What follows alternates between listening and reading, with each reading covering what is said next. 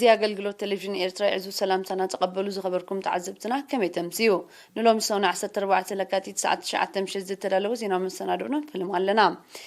زينا زغرب لكم إيران قبل سلاسة فيلم كان رست زينا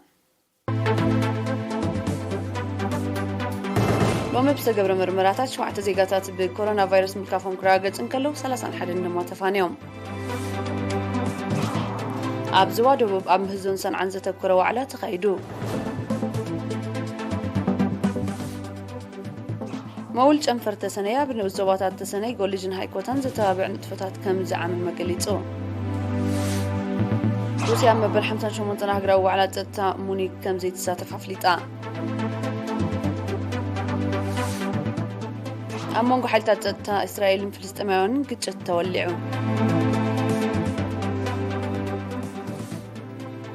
إيران بوشت أو عامها زمع بلتو صار مسيلات نمرئتا غريبا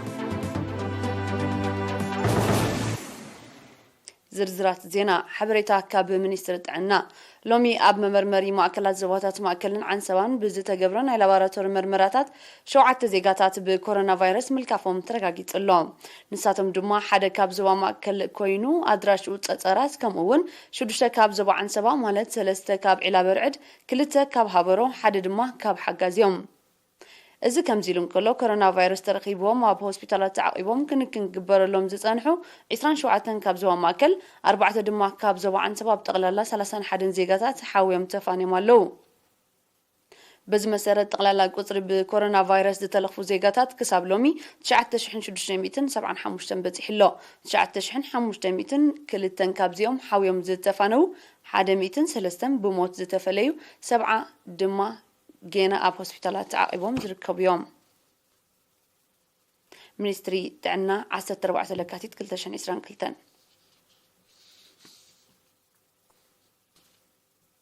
أب زوا دبوب تبغسوتات من إسيات أب مهزون سنعن متبع وعلى تخيدو وكيل إيرينا شويت قبر برهان نزد دالوتو زينا وتصب ليدا تخلى مريم كتقربها أب زوبا دوبوب مبربار فترة من إسيات نزلاق معبالة بزبل تيما أب مهزون سن عن زتكورة وعلا كاب تشعتك 17 لكاتيت أب كتما من دفرات خايدوم أبتي بهامامات استودبا وعلا كاب 15 زوباتات زمتو أب مهزون سن عن زنتفو 75 من إسيات تساتيفهم نيروم حلافة هماماتي زوبا دبوب أتو قرماي قبرو أبز اسمعو قال محبر مزملكتهم مشارخت بمتحببار أب مهزون سنة عن زنطفو من إسيات المتببع هقراوي مأكل مهزون سنة عن زبل المدب أبقيسو كمزلو قليتهم أب معكوخ فتراوي حساباتن موحاس زدلي فاينانساون موياون دقف حترتات كمزيز أنحزت أغساء أتو قرماي اتتبقيسو زلو مدب أمونغو من إسيات مهاستن سرنعتن دلدولن كتسال نتزلوون مربب كهلو أب نفس وكفنو الزوبا كلب مهزون سن عنك قوم كمون استطرنفو مهاستن سرنعتن نحبرة سبزبر كتلو نتصور أقباب كهلوون كمزي حقز حبيروم أبتي نسلسة معلتات تقطع وعلا مرحوانين مقام عود تقجله ترقم مهزون بخمي عود مهازي معبلن بزبلا رتستات أستمهروك وهابن كله أبتقاماتن بدهوتاتن أفتات حومن دما تزتيوم أما حدار زوبا دبوب أتو هابتاب تسفاتيون أبز اسمعو مزاز مقال بزي علامة زجبت عوض كم زي اللي تغيسو بهاقن هرفانن عوض زلو وسب وتاو حساب انت وسيخلو كم زي عوض زد أراتر كم زي اللي بمحبار مويو أم نخعبيو بزحايا لك سرحو أزخاخيرو مدب وهلالان نؤس لقاحن مول جنفر تسني أبي كل التشحن إسران حدا شحن 325 زيجاتات بولكن بجوجلن كمون نسرحت نياتات زتفل عليها تكالات من قست زوعل أستات 15 مليون نافع كم زرق حقلي تصوم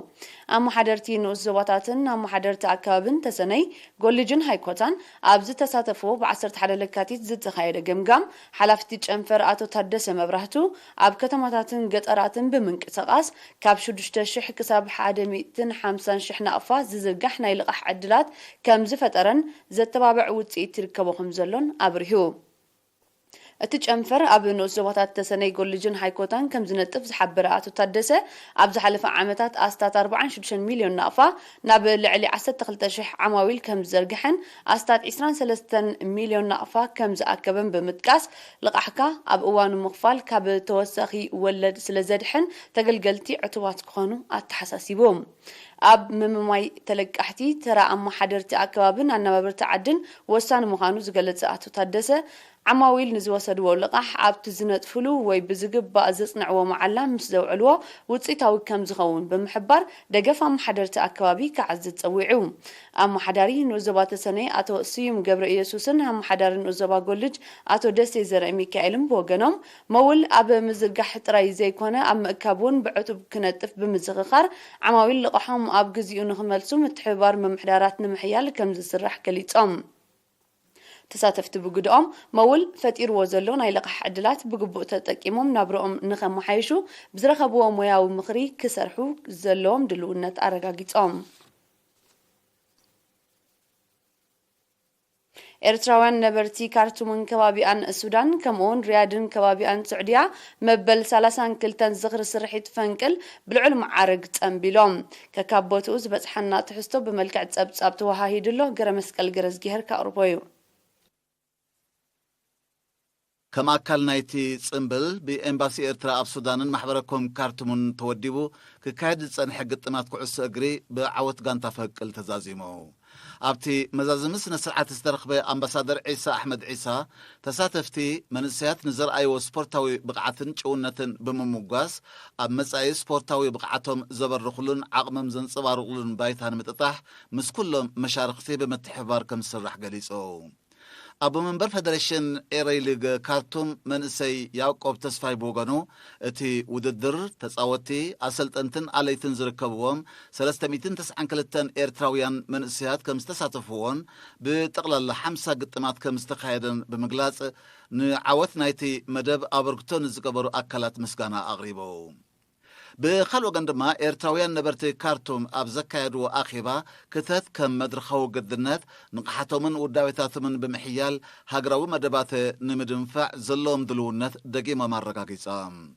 أمباسادر عيسى أبزها بمقلسي كاندي مستير عوت إيرترا أبنقحات استمركو صحادنتن ودابن مخانو بمقلاس أتينا زلنا مدرخ بعوت نمسقارن وصيتاو مدبات نمسلسالن كم هزبي ودابيتاتنا بمثرار كنسرح كم زقباء زخاقيرو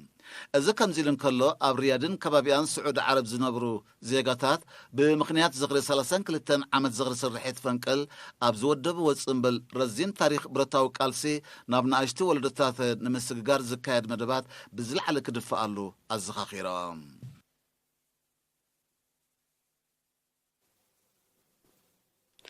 ኣብ ንኡዘባ ሃይኮታ ክካየድ ብዝፀንሐ ውህድ ጎስጓስ ተርእዮ ሕማም ዓሶ ኣብ 2021 ምስቲ ቅድሚኡ ዝነበረ ዓመት ብምንፅፃር ኣዝዩ ከም ዝነከየ ተሓቢሩ ንኩነታት ኣገልግሎት ጥዕና ኣብቲ ንኡዘባ ብዝምልከት ብክልተ ለካቲት ኣብ ዝተኻየደ ኣኼባ ሓላፊ ማእከል ጥዕና ሃይኮታ ነርሲ ሓድሽ ፍትዊ ንርሑቕ ከባቢታት ማእከል ብዝገበረ ጎስጓሳት ህዝቢ ኣብ ቀረብኡ ናብ ዝርከብ ትካላት ጥዕና እናመፀ ኣገልግሎት ይረክብ ከም ዘሎ ብምሕባር ሕማም ዓሶ ብ36 ሚእታዊት ከም ዘንቆልቆለ ከምኡውን ኣብ ምቁፅፃር ሕማም ቲቢ ናይ 61 ሚእታዊት ለውጢ ከም እተመዝገበ ኣረዲኡ ገና ስሩዕ ክትትል ቅድምን ድሕርን ሕርሲ ዘይገበራ ነፍሰ ጡራት ምህላውን ናምስያ ዘይምጥቃምን ኣብ ዘይመዓልኡ መውዓልን ከምኡውን ብሰብ ሞያ ጥዕና ዝተኣዘዘ መድሃኒት ብኢደዋኒንካ ምቁራፅን ገለ ካብቶም ዝረኣዩ ፀገማት ምዃኖም ዝሓበረ ነርሲ ሓድሽ ንምእረሞም ብዕቱብ ይስራሕ ከም ዘሎ ገሊጹ ኣመሓዳሪ ንኡዘባ ሃይኮታ ኣቶ ሸኸዲን ሳሊሕ ብወገኑ ቀተልቲ ዝነበሩ ሕማማት ኣብ ደረጃ ምቁፅፃር ምብፅሖም መርኣያ ናይቲ ዝካየድ ዘሎ ፃዕርን ዝተደለበ ነቕሓትን ምዃኑ ብምጥቃስ ንዝበለፀ ውፅኢት ዝተተለሙ መደባት ዕቱብ ምቁፅፃርን ምክትታልን እናተገብረሎም ክትግበሩ ኣተሓሳሲቡ ክቡራት ተዓዘብትና ድሕሪ ዝሓፃር መሰጋገሪት ኣህግራዊ ዜናታት ክስዕብ እዩ ሰናእ ፅንሑ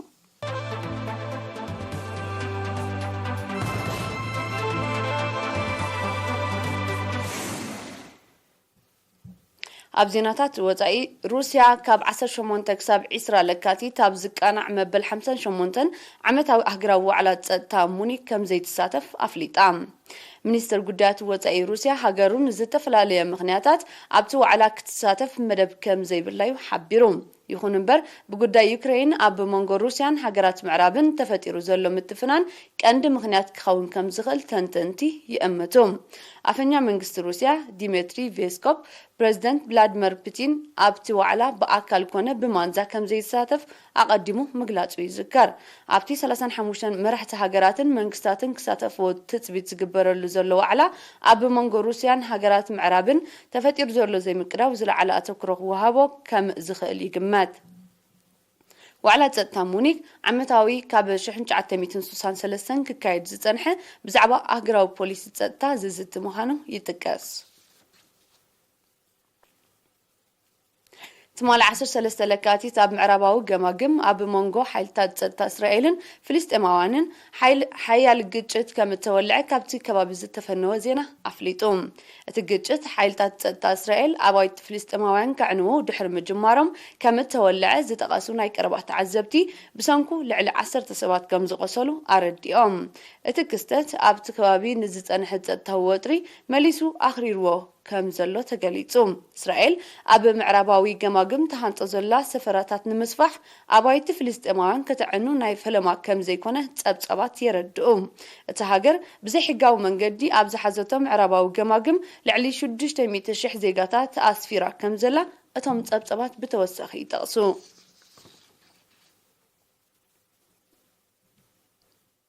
ኢራን ብውሽጣዊ ዓቕማ ዘማዕበለቶ ዝተራቐቐ ጸረ ሚሳይላት ትማል 13 ለካቲት ንምርኢት ኣቕሪባ። ብዘይካዚ ኣብቲ ኣጋጣሚ ብውሽጣዊ ዓቕማ ኢራን ዝፈረየ ካልእ ብርክት ዝበለ ሓድሽ ኣጽዋር ከም ዝቐረበ ተገሊጹ።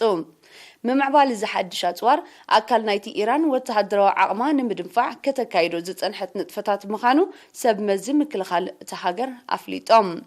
ኢራን ኣብ ዝሓለፈ ቀረባ መዓልታት እውን ብውሽጣዊ ዓቕማ ዘማዕበለቶ 1450 ኪሎ ሜትር ዝጓዓዝ ባሊስቲክ ሚሳይል ናብ መሳርዕ ምክልኻል ከም ዝጸንበረት ጸብጸባት የረድኡ።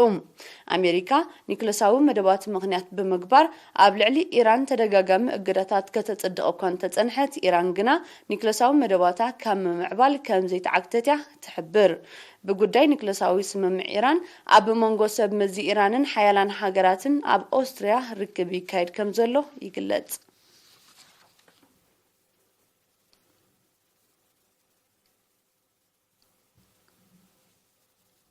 ፖሊስ ካናዳ ካብ 7 ለካቲት ምስ ኣሜሪካ ንዘራኸብ ድንድል ብምዕጋት ካብን ናብን ክልቲአን ሃገራት ንዝካየድ ንግዳዊ ንጥፈታት ምንቅስቓስ ህዝብን ዓጊቶም ዝጸንሑ ብመራሕቲ ዓበይቲ ናይ ጽዕነት መካይን ዝተመርሑ ሰልፈኛታት ንምብታን ትማል 13 ለካቲት ስጉምቲ ወሲዶም።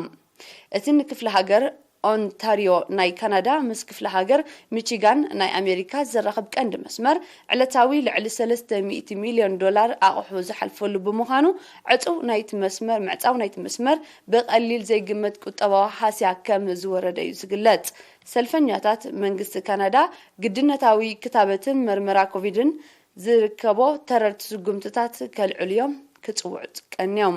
ኣብ መንጎ ሰልፈኛታትን ንምብታኖም ዝተዋፈሩ ሓይልታት ጸጥታን ብዝተወልዐ ግጭት ብኣማኢት ዝቑጸሩ ኣብ ትሕቲ ቀይዲ ከም ዝኣተዉ ዝገለጹ ጸብጻባት ተመሳሳሊ ሰላማዊ ሰልፍታት ኣብ ፈረንሳ፣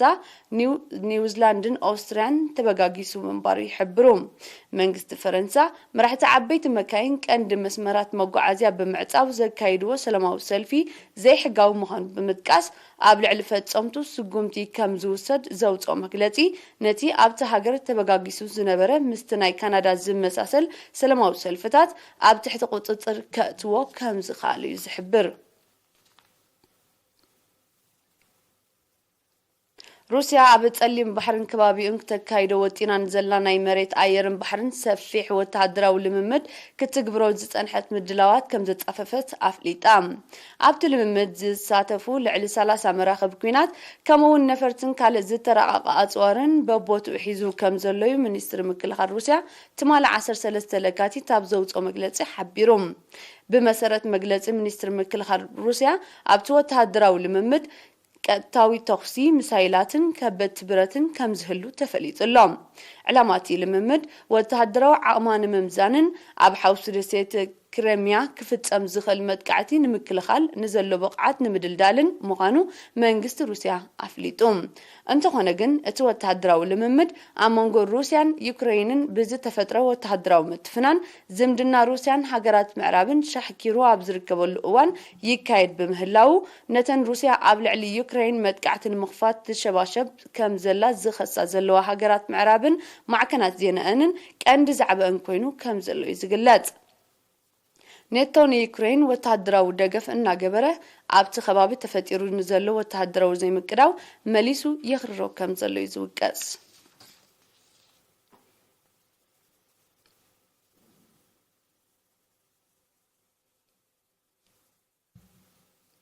ቻይና በውሽጣዊ ዓቕማ ዘማዕበለቶ ብዓይነቱ ናይ ፈለማ ናይ ጥልቀት ባሕሪ ቴክኖሎጂ ዕደና ልዕሊ 1 ቢልዮን ትርቢዒት ሜትሮ ባህርያዊ ጋዝ ከም ዝዓደነት ትማሊ 13 ለካቲት ኣብ ዘውፅኦ መግለፂ ኣፍሊጡ እቲ ዕውት መስርሕ ዕደና ካብታ ኣብ ባሕር ደቡባዊ ቻይና እትርከብ ደሴት ሓናን ኣስታት 150 ኪሎ ሜትር ርሒቑ ኣብ ዝርከብ መዓሙቕ ባሕሪ ከም እተኻየደ እቲ መግለፂ ብተወሳኺ ሓቢሩ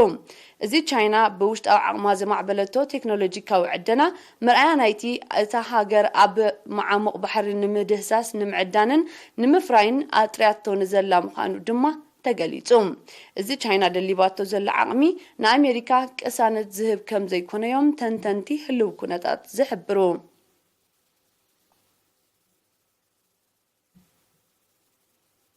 ዜናው መሰናዶና ንምዝዛም ቀንዲ ርእሰ ዜና ክንደግም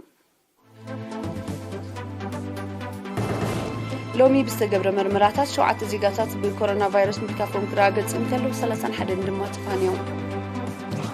ኣብ ዞባ ደቡብ ኣብ ዞን ሰንዓን ዘተኮረ ዋዕላ ተኻይዱ መውል ጨንፈር ተሰነይ ኣብ ንኡስ ዞባታት ተሰነይ ኮሌጅን ሃይኮታን ዘተባብዕ ንጥፈታት ከም ዝዓመመ ገሊጹ ሩስያ ኣብ መበል 58 ሃገራዊ ዋዕላ ጸጥታ ሙኒክ ከም ዘይትሳተፍ ኣፍሊጣ ኣብ መንጎ ሓይልታት ጸጥታ እስራኤልን ፍልስጤማውያንን ግጭት ተወሊዑ ኢራን ብውሽጣዊ ዓቕማ ዘማዕበለቶ ጸረ ሚሳይላት ንምርኢት ኣቕሪባ ዜናው መሰናዶና ተዛዚሙሎ ንስለምክታልኩም ነመስግን ብሩኽ ምሸት